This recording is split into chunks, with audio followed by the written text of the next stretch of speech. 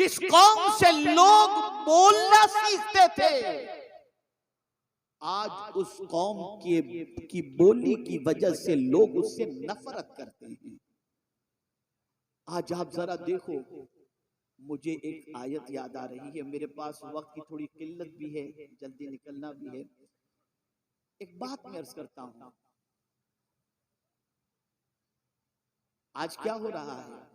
फहाशी फैल रही है ना, बदकिरदारी फैल रही है, बुराई फैल रही है, और इस तरह से फैल रही है कि अल-अयाज़ु बिल्लाह, बाप भी फहाशी में गिरफ्तार, माँ भी, बेटा भी, बेटी भी, इल्ला माशाअल्लाह। आप कहेंगे माँ बाप, बाप बेटा, भाई बहन, बेटी सब, जी हाँ साहब।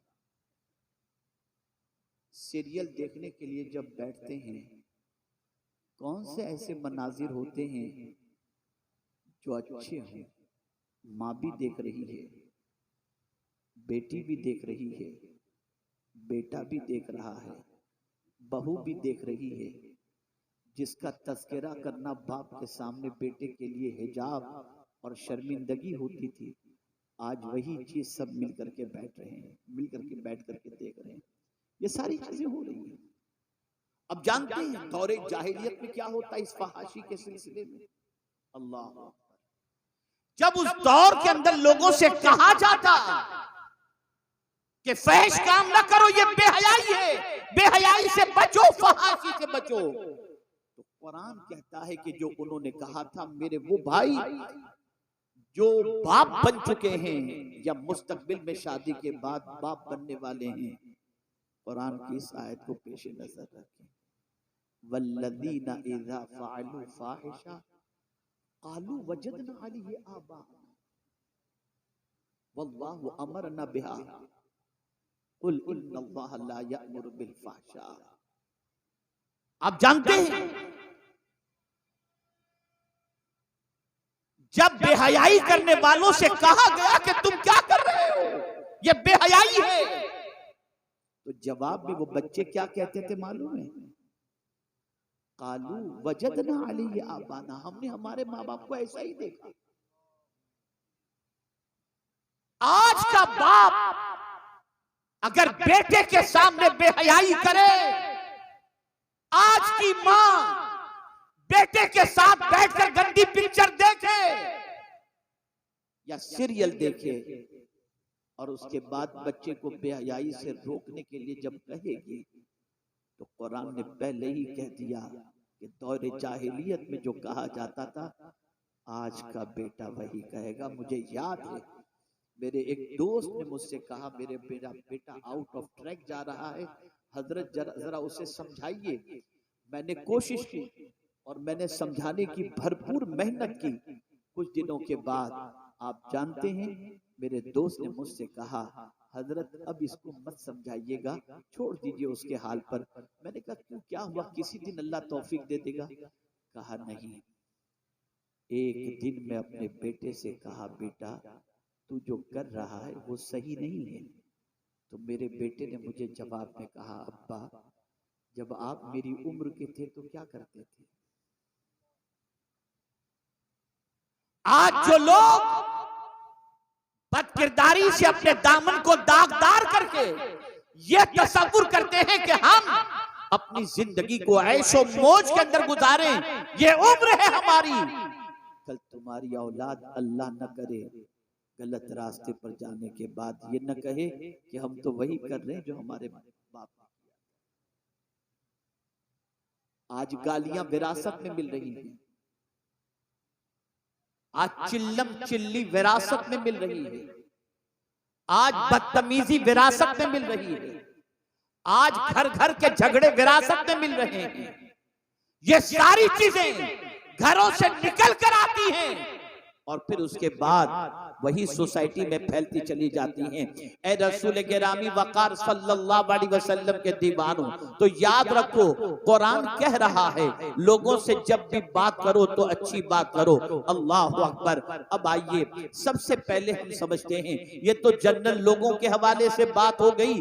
अब कुरान मुकद्दस से पूछते हैं, ए कुरान तू बता, अल्लाह से बात करनी हो तो कैसे करें, अल्लाह से कलाम करना हो तो कैसे करें, अल्लाह से मारूजात पेश करने हो तो कैसे करें। वसाइब के पहाड़ टूट रहे हैं, तकालीफ की वादियों से गुजर रहे हैं, ऐसा लग रहा है कि अब तकलीफ का आसमान फटेगा और हम खत्म हो जाएंगे, अब जमीन में जलजला पैदा होगा, हम बर्बाद हो जाएंगे। मुआशी बदहाली के शिकार हैं, बच्चियां जो है वो जवानी की दहलीज पर पहुंच चुकी हैं, कोई रिश्ता नहीं आ रहा, कर्ज के बोझ तले दबे हुए हैं, बीमारियां घर का साथ छोड़ने को तैयार नहीं है, लड़के आवारगी के रास्ते पर जा रहे हैं, ऐसा लगता है कि मुसीबत ने हमारे घर ही का रुख कर लिया। इस तरीके से जब इंसान गिरफ्तार होता है तो क्या करता है, अल्लाह की बारगाह में माद अल्लाह कहता है, क्या मौला मेरा ही घर तुझे मिला था, मैं नमाज पढ़ता हूँ, मैं रोजे रखता हूँ, मैं गुनाह से बचता हूँ, मैं हराम काम नहीं करता, फिर भी मेरे घर के दरवाजे पर ये तकालीफ दस्तक देती हैं। ये वो इंसान कहेगा जो इंसान कुरान की रोशनी में अल्लाह से बात करने का तरीका नहीं जानता। आइए मैं आपको बताऊं, हजरत अय्यूब अलैहिस्सलाम पर मुसीबतों का कौन सा पहाड़ नहीं टूटा। सारे बच्चे शहीद हो गए, सारे मकानात गिर गए, सारी जायदाद खत्म हो गई, सारे मवेशी खत्म हो गए। हजरत अय्यूब अलैहिस्सलाम अपनी बीवी के साथ रवाना हो गए। बीवी ने मर्ज के अंदर गिरफ्तार देखा, अर्ज करने लगी, ऐ मेरे सरताज, आप अल्लाह के नबी हैं, बारगाहे समदियत में दुआ करेंगे, मुसीबत टल जाएगी, सेहत नसीब हो जाएगी, आप अल्लाह की बारगाह में दुआ कर दीजिए। अल्लाह अकबर। अल्लाह के फरिश्तादा पैगंबर हजरत अय्यूब अलैहिस्सलातु वस्सलाम जरूर ये कह सकते थे, मौला मैं तेरा नबी हूँ, तेरा बंदा हूँ, ऐ मेरे करीम ये जो परेशानियां मुझे छू रही हैं या लग गई हैं या आ गई हैं, मौला इसे दूर फरमा दे। नहीं नहीं, अंदाज सिखाते हैं कि अल्लाह के बंदो तुम्हें तकलीफ जब आ जाए, जब मुसीबतें तुम्हारे दरवाजे पर दस्तक दें और जब तुम परेशानियों में घिर जाओ तो तुम्हारी जबान से अल्लाह की बारगाह में कैसे कलेमात निकलने चाहिए। अल्लाह अकबर। हजरत अय्यूब अलैहिस्सलातु वस्सलाम ऐसी तकलीफ में कि बच्चे, माल, जायदाद सब कुछ खत्म होने के बावजूद भी जब अल्लाह की बारगाह में अर्ज करते हैं तो यूं कहते हैं, रब्बि इन्नी मस्सनी अद्दुर व अंत अरहमुर राहिमीन। ऐ मेरे रब, मुझे मुसीबत ने छुआ है, टच किया है, और तू सबसे ज्यादा रहम करने वालों में रहम करने वाला है। अल्लाह अकबर। अंदाज देखिए, मुसीबत में शिकवा नहीं, अल्लाह की बारगाह में मारूजा पेश करने का तरीका सिखाया जाता है। जब कोई बंदा इस तरह से आजिज़ी और इंकिसारी के साथ रब से शिकवा करने की बजाय रब की अजमतों को, रब की रहमत को पुकारता है, तो फिर मौला किस तरीके से करम फरमाता है। रब ने फरमाया, और कुछ बिरिजले का हादा मुख्तसिलुम बारिदुम व शराब, ठोकर मारो अपने पैर की, जो पानी निकले उसे पियो और बदन पर डालो, तुम्हें शिफा नसीब हो जाएगी। हजरत अय्यूब अलैहिस्सलाम ने ठोकर मारी, पानी का चश्मा निकला, पानी पिए और जिस्म पर लगाए, सारा मर्द खत्म हो गया, जवानी भी पलट आई। आप अंदाजा लगाएं तो रब ने भी फरमाया, इन्ना वजदनाहु साबिरा निअमल अब्द, क्या ही अच्छा बंदा है। पता चला ए रसूल आजम के दीवानों, जिस तरीके से राहत खुदा की तरफ से है, तकलीफ भी खुदा की तरफ से है। इसीलिए सूफियाई के नाम की जबान पर कभी शिकवा नहीं होता था। जिस तरीके से हम राहतों का इस्तकबाल करते हैं, वो अल्लाह की तरफ से आने वाली मुसीबतों का इस्तकबाल करते थे। इसलिए कि वो कहा करते थे कि राहत के अंदर हमारी खुशी का भी दखल है, लेकिन मुसीबत में तो सिर्फ खुदा की की खुशी का दखल है, इसलिए कि वो चाहता है तभी मुसीबतें आती हैं। ऐ रसूल गिरामी वक़ार सल्लल्लाहु अलैहि वसल्लम के दीवानों, तो अल्लाह की बारगाह में कैसे अर्ज करना चाहिए, ये तरीका कुरान सिखा रहा है। हुजूर की बारगाह में कैसे अर्ज करना चाहिए, अल्लाहु अकबर, तो कुरान कहता है या अय्युहल्लज़ीना आमनू ला तक़ुलू राइना वक़ुलू उन्ज़ुरना। अल्लाहु अकबर, या रसूल अल्लाह नजरे करम कीजिए, रसूल आज़म की बारगाह में जब अर्ज करना हो तो इस तरीके से अर्ज करो। और अल्लाहु अकबर, रसूल की आवाज पर अपनी आवाज को बुलंद न करो। आज तक आपने सुना है कि तकवा उसको कहा जाता है जो बंदा अल्लाह से डरे उसे तकवा, जो गुनाहों से बचे उसे तकवा। लेकिन तकवा का एक अंदाज कुरान ने यह भी बता दिया और इस तकवे का मेयार इतना बुलंद बता दिया कि जिसकी कोई इंतहा नहीं। कुरान कहता है इन्नल्लज़ीना यग़ुद्दूना अस्वातहुम इंदा रसूलिल्लाह उलाइका अल्लज़ीना इम्तहनल्लाहु क़ुलूबहुम फित्तक़वा। अल्लाहु अकबर, जो रसूल के सामने अपनी आवाज को पस्त रखते हैं, अल्लाह ने उनके दिल को तकवा के लिए चुन लिया है। ये रसूल की बारगाह का अदब है, वहां ढंग है, बात करने का तरीका सिखाया जा रहा है। माँ बाप से कैसे बात की जाए,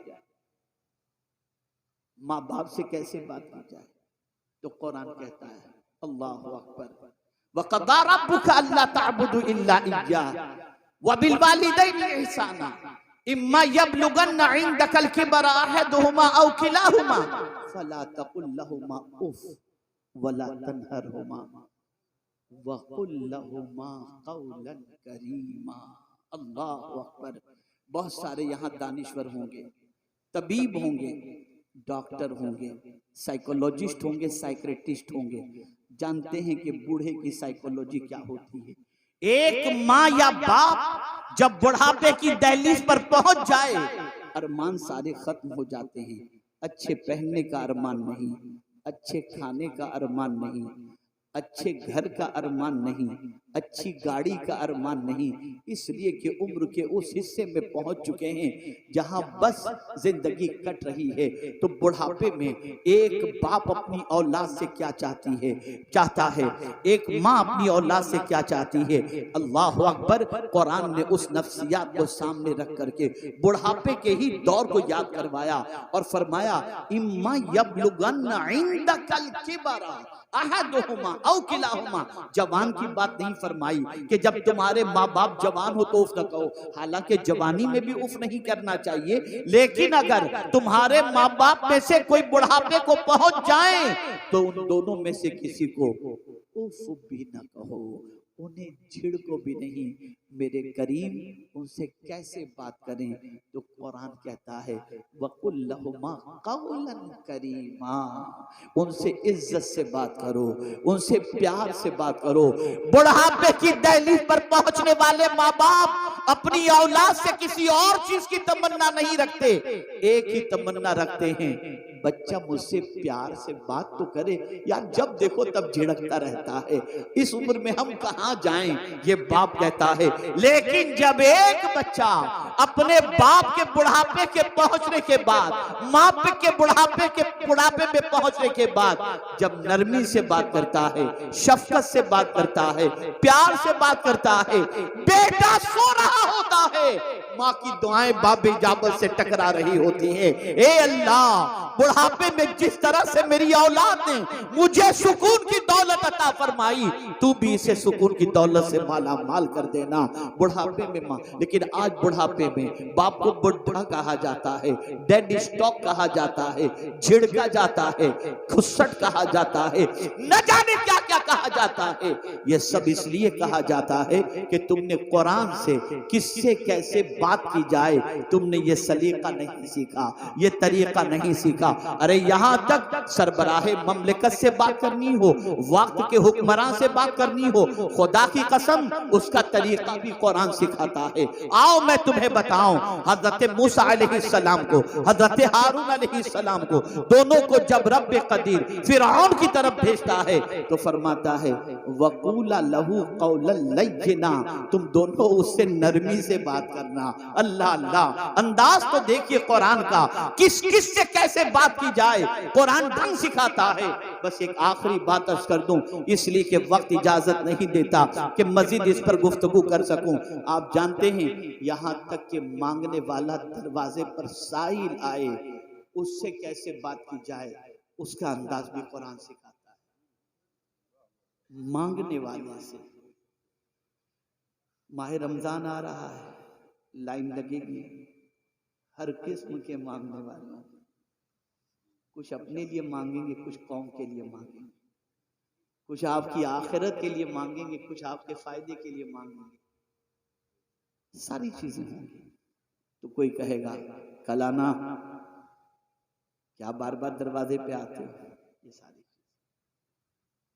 लेकिन कुरान ने बताया क़ौलुम मअरूफुन खैरुम मिन सदक़तिन यतबउहा अज़ा। कोई मांगने वाला अगर तुम्हारे दरवाजे पर आए और तुम दो भी और उसका दिल भी दुखाओ और कहो तुझे कोई और दरवाजा नहीं मिलता, जब देखो तब आकर के मेरे दरवाजे पे खड़ा रहता है, ले चल जा।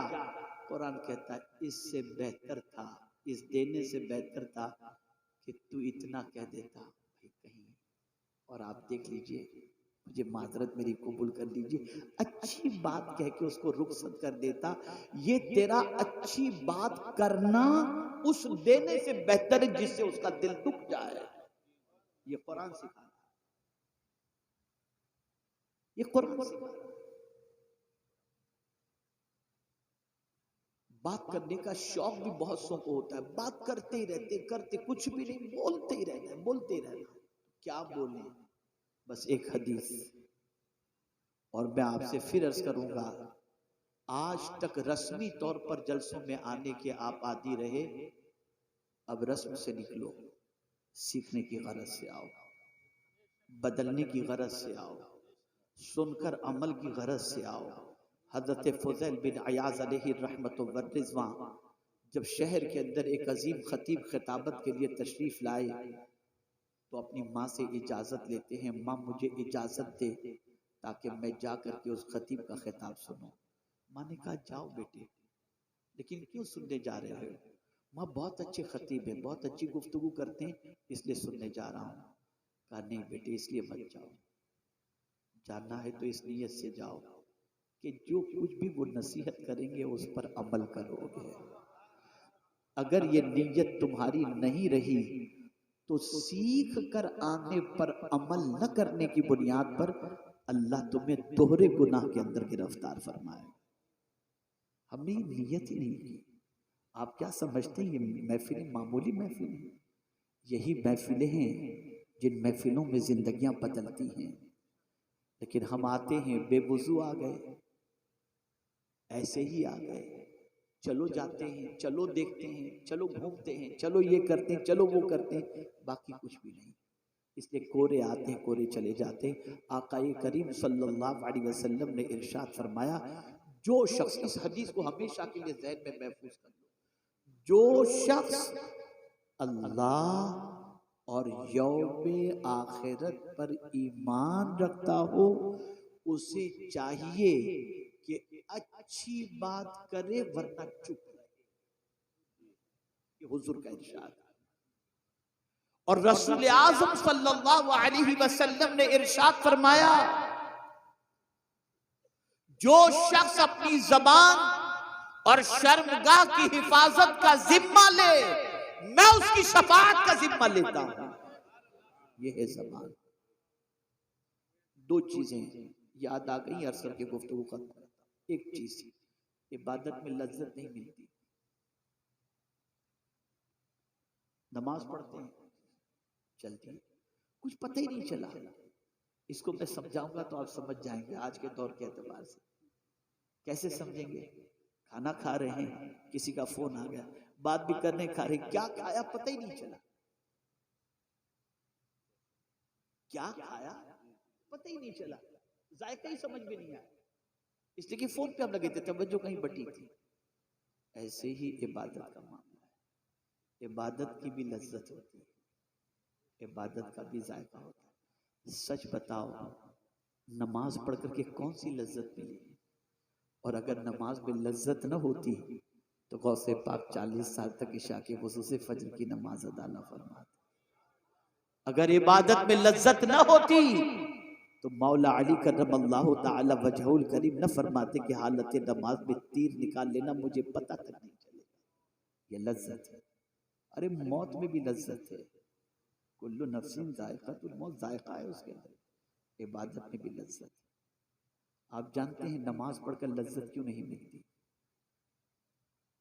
कुरान सुनकर लज्जत नहीं मिलती, रोजे रखकर लज्जत नहीं मिलती। अब तो माज अल्लाह ये हो गया कि माह रमजान की रातें लोग कैरम खेलने में, गेम खेलने में पूरी पूरी रात गवा देते हैं और समझते हैं सहरी तक यही करने के लिए माज अल्लाह रात आई। अल-इयाज़ु बिल्लाह। अर्ज कर रहा था इबादत में लज्जत नहीं मिलती। मैं अभी कुछ दिनों पहले एक किताब पढ़ रहा था, एक बुजुर्ग का कौल नजर से गुजरा, रोंगटे खड़े हो गए। वो फरमाते हैं कि जब कभी तुम्हें इबादत में लज्जत न मिले तो समझ लेना तुम्हारी निगाहों से कोई खता हो गई।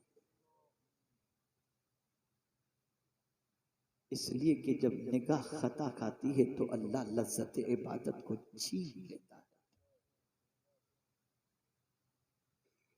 हज़रत अब्दुल्लाह इब्न मुबारक रज़ी अल्लाह ताला अन्हु फरमाते हैं, बदन में सुस्ती, इबादत में सुस्ती, रोजी में तंगी, जब ये तीन चीजें तुम्हें हासिल हो जाएं या इन तीन चीजों में तुम गिरफ्तार हो जाओ तो समझ लेना अल्लाह का कोई नापसंद जुमला तुम्हारी ज़बान से निकल गया है, जिसकी वजह से तुम इस तकलीफ में गिरफ्तार। बदलो अपनी सोच को, ज़बान को दुरुस्त करो, वो कहो जो कहने का हुक्म है, वैसा कहो जैसा कहने का हुक्म है।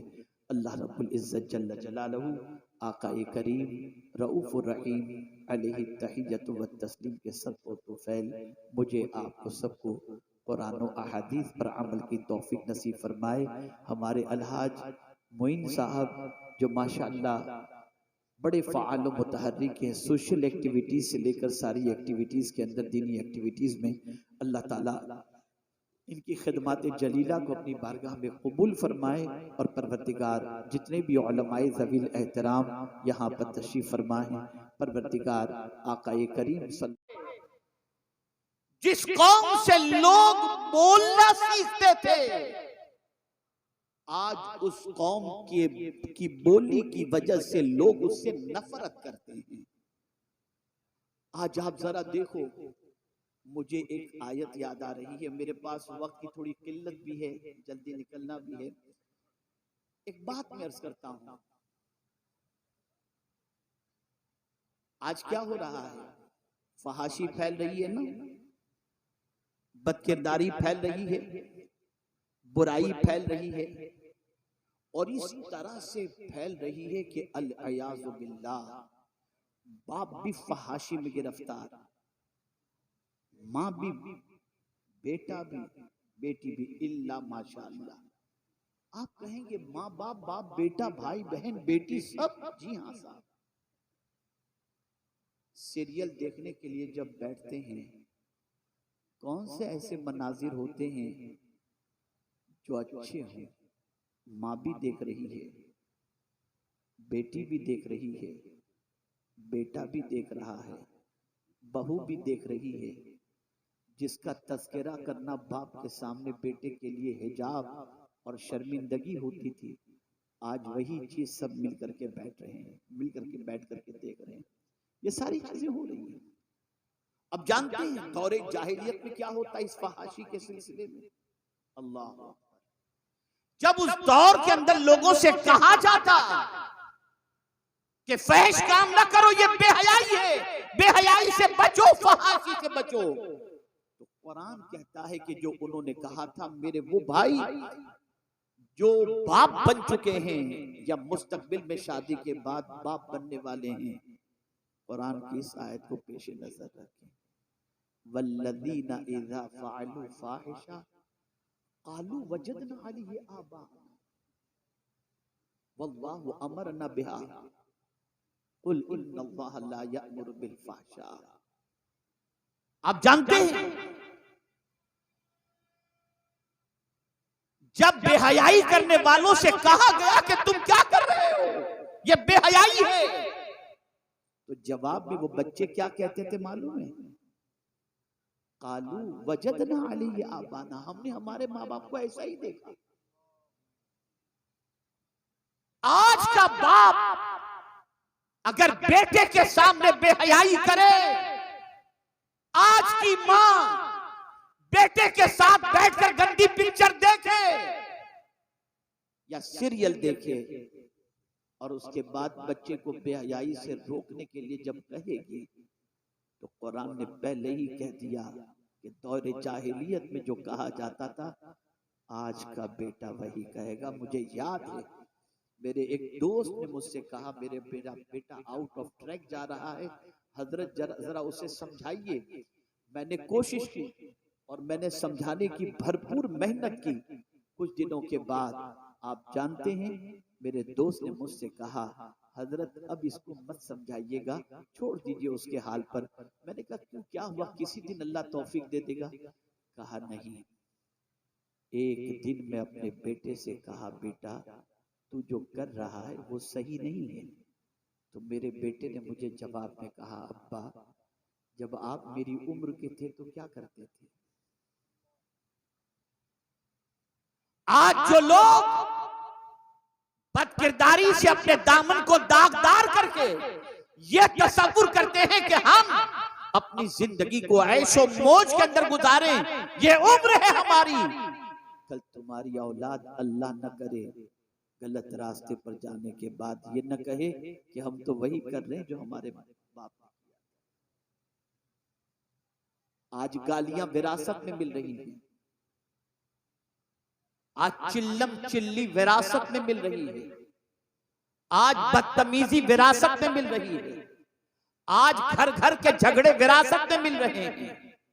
ये सारी चीजें घरों से निकल कर आती हैं और फिर उसके बाद वही सोसाइटी में फैलती चली जाती हैं। ए रसूल गिरामी वकार सल्लल्लाहु अलैहि वसल्लम के दीवानों, तो याद रखो कुरान कह रहा है लोगों से जब भी बात करो तो अच्छी बात करो। अल्लाह अकबर। अब आइए सबसे पहले हम समझते हैं, ये तो जनरल लोगों के हवाले से बात हो गई। अब कुरान मुकद्दस से पूछते हैं, ए कुरान तू बता, अल्लाह से बात करनी हो तो कैसे करें, अल्लाह से कलाम करना हो तो कैसे करें, अल्लाह से मारूजात पेश करने हो तो कैसे करें। वसाइब के पहाड़ टूट रहे हैं, तकालीफ की वादियों से गुजर रहे हैं, ऐसा लग रहा है कि अब तकलीफ का आसमान फटेगा और हम खत्म हो जाएंगे, अब जमीन में जलजला पैदा होगा, हम बर्बाद हो जाएंगे। मुआशी बदहाली के शिकार हैं, बच्चियां जो है वो जवानी की दहलीज पर पहुंच चुकी हैं, कोई रिश्ता नहीं आ रहा, कर्ज के बोझ तले दबे हुए हैं, बीमारियां घर का साथ छोड़ने को तैयार नहीं है, लड़के आवारगी के रास्ते पर जा रहे हैं, ऐसा लगता है कि मुसीबत ने हमारे घर ही का रुख कर लिया।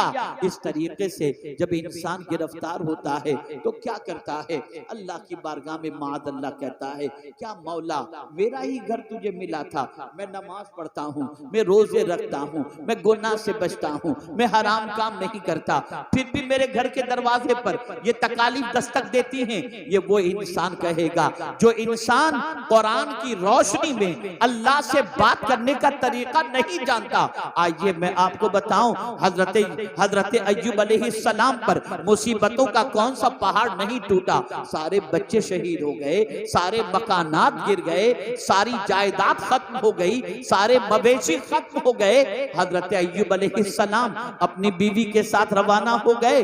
बीवी ने मर्ज के अंदर गिरफ्तार देखा, अर्ज करने लगी, ऐ मेरे सरताज, आप अल्लाह के नबी हैं, बारगाहे समदियत में दुआ करेंगे, मुसीबत टल जाएगी, सेहत नसीब हो जाएगी, आप अल्लाह की बारगाह में दुआ कर दीजिए। अल्लाह अकबर। अल्लाह के फरिश्तादा पैगंबर हजरत अय्यूब अलैहिस्सलातु वस्सलाम जरूर ये कह सकते थे, मौला मैं तेरा नबी हूँ, तेरा बंदा हूँ, ऐ मेरे करीम ये जो परेशानियां मुझे छू रही हैं या लग गई हैं या आ गई हैं, मौला इसे दूर फरमा दे।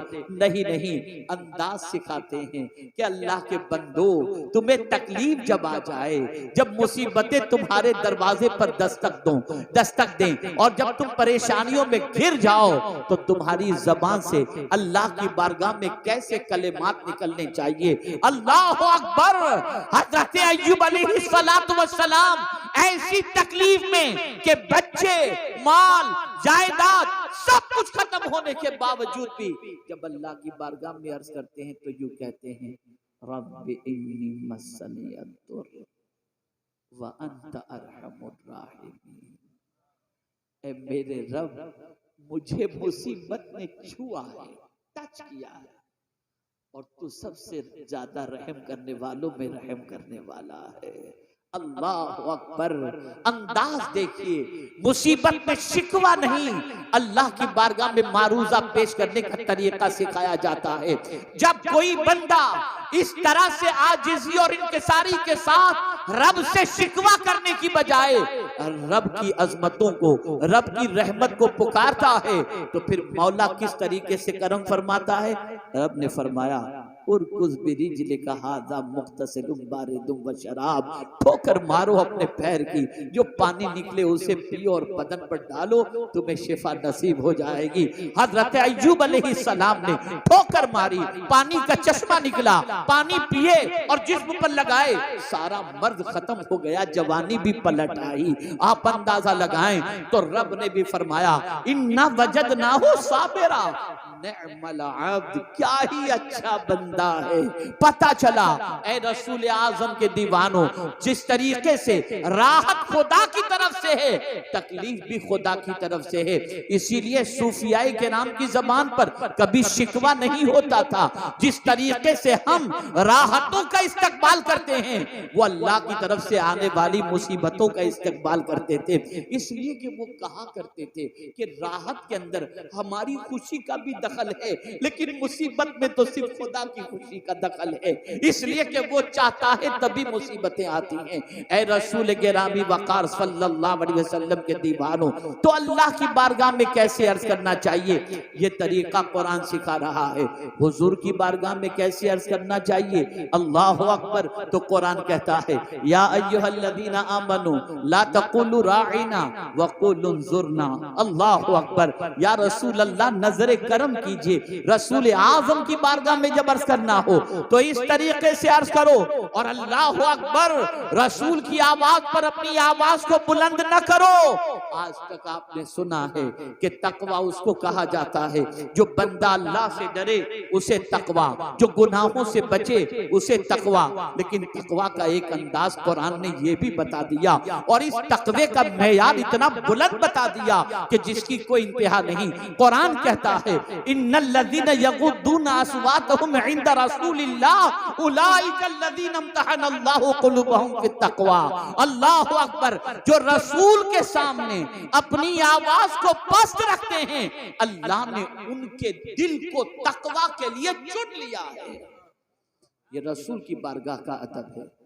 वहां ढंग है, बात करने का तरीका सिखाया जा रहा है। माँ बाप से कैसे बात की जाए, माँ बाप से कैसे बात की जाए, तो कुरान कहता है, अल्लाहु अकबर, वक़ज़ा रब्बुका अल्ला तअबुदू इल्ला इय्याहु व बिल वालिदैनि इहसाना इम्मा यबलुगन्ना इंदकल किबरा अहदुहुमा औ किलाहुमा फला तकुल लहुमा उफ वला तनहरहुमा वक़ुल लहुमा क़ौलन करीमा।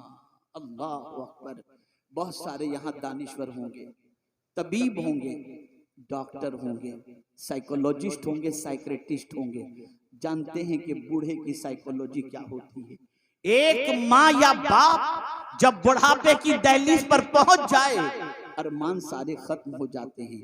अच्छे पहनने का अरमान नहीं, अच्छे खाने का अरमान नहीं, अच्छे घर का अरमान नहीं, अच्छी गाड़ी का अरमान नहीं, इसलिए कि उम्र के उस हिस्से में पहुंच चुके हैं जहां बस जिंदगी कट रही है। तो बुढ़ापे में एक बाप अपनी औलाद से क्या चाहता है, एक माँ अपनी औलाद से क्या चाहती है। अल्लाह अकबर। कुरान ने उस नफ्सियात को सामने रख करके बुढ़ापे के ही दौर को याद करवाया और फरमाया, इम्मा यबलुगन्ना इंदकल किबरा, अहदुहुमा औ किलाहुमा, जवान की बात नहीं फरमाई कि जब तुम्हारे माँ बाप जवान हो तो उफ न कहो, हालांकि जवानी में भी उफ नहीं करना चाहिए, लेकिन अगर तुम्हारे माँ बाप में से कोई बुढ़ापे को पहुंच जाए तो उन दोनों में से किसी को उफ भी न कहो, उन्हें छिड़को भी नहीं। मेरे करीम उनसे कैसे बात करें? तो कुरान कहता है वकुल लहुमा कौलन करीमा, उनसे इज्जत से बात करो, उनसे प्यार से बात करो। बुढ़ापे की दहलीज पर पहुंचने वाले माँ बाप अपनी औलाद से किसी और चीज की तमन्ना नहीं रखते, एक ही तमन्ना रखते हैं, बच्चा मुझसे प्यार से बात तो करे। यार जब देखो तब झिड़कता रहता है, इस उम्र में हम कहां जाएं, ये बाप कहता है। लेकिन जब एक बच्चा अपने बाप के बुढ़ापे के पहुंचने के बाद, माँ के बुढ़ापे में पहुंचने के बाद जब नरमी से बात करता है, शफकत से बात करता है, प्यार से बात करता है, बेटा सो रहा होता है, माँ की दुआएं बाब इजाबत से टकरा रही होती हैं। ए अल्लाह, बुढ़ापे में जिस तरह से मेरी औलाद ने मुझे सुकून की दौलत अता फरमाई, तू भी इसे सुकून की दौलत से माला माल कर देना। बुढ़ापे में माँ, लेकिन आज बुढ़ापे में बाप को बुढ़ा कहा जाता है, डेड स्टॉक कहा जाता है, झिड़का जाता है, खुसट कहा जाता है, न जाने क्या क्या कहा जाता है। यह सब इसलिए कहा जाता है कि तुमने कुरान से किससे कैसे बात की जाए तुमने ये सलीका नहीं सीखा, ये तरीका नहीं सीखा। अरे यहां तक सरबराहे ममलिकत से बात करनी हो, वक्त के हुक्मरान से बात करनी हो, खुदा की कसम उसका तरीका भी कुरान सिखाता है। आओ मैं तुम्हें बताऊं, हजरत मूसा अलैहिस्सलाम को, हजरत हारून अलैहिस्सलाम को, दोनों को जब रब कदीर फिरऔन की तरफ भेजता है तो फरमाता है वकूला लहू कौलन लय्यिना, तुम दोनों उससे नरमी से बात करना। अल्लाह अल्लाह, अंदाज तो देखिए कुरान का, किस किस से कैसे बात की जाए, कुरान ढंग सिखाता है। बस एक आखिरी बात अर्ज कर दूं, इसलिए कि वक्त इजाजत नहीं देता कि मजीद इस पर गुफ्तगू कर सकूं। आप जानते हैं यहां तक कि मांगने वाला दरवाजे पर साइल आए, उससे कैसे बात की जाए उसका अंदाज भी कुरान सिखाता है। मांगने वाले से, माह रमजान आ रहा है, लाइन लगेगी हर किस्म के मांगने वालों, कुछ अपने लिए मांगेंगे, कुछ कौम के लिए मांगेंगे, कुछ आपकी आखिरत के लिए मांगेंगे, कुछ आपके फायदे के लिए मांगेंगे, सारी चीजें होंगी। तो कोई कहेगा कल आना, क्या बार बार दरवाजे पे आते हो, ये सारी चीज। लेकिन कुरान ने बताया क़ौलुम मारूफुन खैरुम मिन सदक़तिन यतबउहा अज़ा। कोई मांगने वाला अगर तुम्हारे दरवाजे पर आए और तुम दो भी और उसका दिल भी दुखाओ और कहो तुझे कोई और दरवाजा नहीं मिलता, जब देखो तब आकर के मेरे दरवाजे पे खड़ा रहता है, ले चल जा। कुरान कहता है इससे बेहतर था, इस देने से बेहतर था कि तू इतना कह देता कहीं, और आप देख लीजिए, मुझे माजरत मेरी कबूल कर लीजिए, अच्छी बात कह के उसको रुखसत कर देता। ये तेरा अच्छी बात करना उस देने से बेहतर है जिससे उसका दिल दुख जाए। ये कुरान सिखा, ये कुरान सिखा। बात करने का शौक भी बहुत सौ को होता है, बात करते ही रहते, करते कुछ भी नहीं, बोलते ही रहना, बोलते ही रहना। क्या बोले, बस एक हदीस, और मैं आपसे फिर अर्ज करूंगा, आज तक रस्मी तौर पर जलसों में आने के आप आदी रहे, अब रस्म से निकलो, सीखने की गरज से आओ, बदलने की गरज से आओ, सुनकर अमल की गरज से आओ। हजरत फुज़ैल बिन अयाज़ अलैहि रहमत व रिज़वान जब शहर के अंदर एक अजीम खतीब खिताबत के लिए तशरीफ लाए तो अपनी माँ से इजाज़त लेते हैं, माँ मुझे इजाज़त दे ताकि मैं जा कर के उस खतीब का खिताब सुनूं। माँ ने कहा जाओ बेटे, लेकिन क्यों सुनने जा रहे हो? माँ बहुत अच्छे खतीब हैं, बहुत अच्छी गुफ्तगू करते हैं, इसलिए सुनने जा रहा हूँ। कहा नहीं बेटे इसलिए मत जाओ, जानना है तो इस नीयत से जाओ कि जो कुछ भी वो नसीहत करेंगे उस पर अमल करोगे। अगर ये नीयत तुम्हारी नहीं रही तो सीख कर आने पर अमल न करने की बुनियाद पर अल्लाह तुम्हें दोहरे गुनाह के अंदर गिरफ्तार फरमाए। हमने ये नीयत ही नहीं की। आप क्या समझते हैं ये महफिलें मामूली महफिलें हैं? यही महफिलें हैं जिन महफिलों में जिंदगियां बदलती हैं। लेकिन हम आते हैं बेवुजू आ गए, ऐसे ही आ गए, चलो जाते हैं, चलो देखते हैं, चलो घूमते हैं, चलो ये करते हैं, चलो वो करते हैं, बाकी कुछ भी नहीं। इसलिए कोरे आते हैं, कोरे चले जाते हैं। आकाए करीम सल्लल्लाहु अलैहि वसल्लम ने इरशाद फरमाया, जो शख्स, इस हदीस को हमेशा के लिए ज़हन में महफूज कर लो, जो शख्स अल्लाह और यौमे आखिरत पर ईमान रखता हो, उसे चाहिए कि अच्छी बात करे वरना चुप रहे। ये हुजूर का इरशाद। और रसूल आज़म सल्लल्लाहु अलैहि वसल्लम ने इरशाद फरमाया, जो शख्स अपनी जबान और शर्मगाह की हिफाजत का जिम्मा ले, मैं उसकी शफाअत का जिम्मा लेता हूं। यह है जबान। दो चीजें याद आ गई अरसर के गुफ्तगू खत्म करता। एक चीज, इबादत में लज्जत नहीं मिलती। नमाज पढ़ते हैं, चलती है, कुछ पता ही नहीं चला। इसको मैं समझाऊंगा तो आप समझ जाएंगे आज के दौर के एतबार से। कैसे समझेंगे? खाना खा रहे हैं, किसी का फोन आ गया, बात भी करने खा रहे, क्या खाया पता ही नहीं चला, क्या खाया पता ही नहीं चला, जायका ही समझ में नहीं आया, इसलिए कि फोन पे हम लगे थे, तवज्जो कहीं बटी थी। ऐसे ही इबादत का मामला है।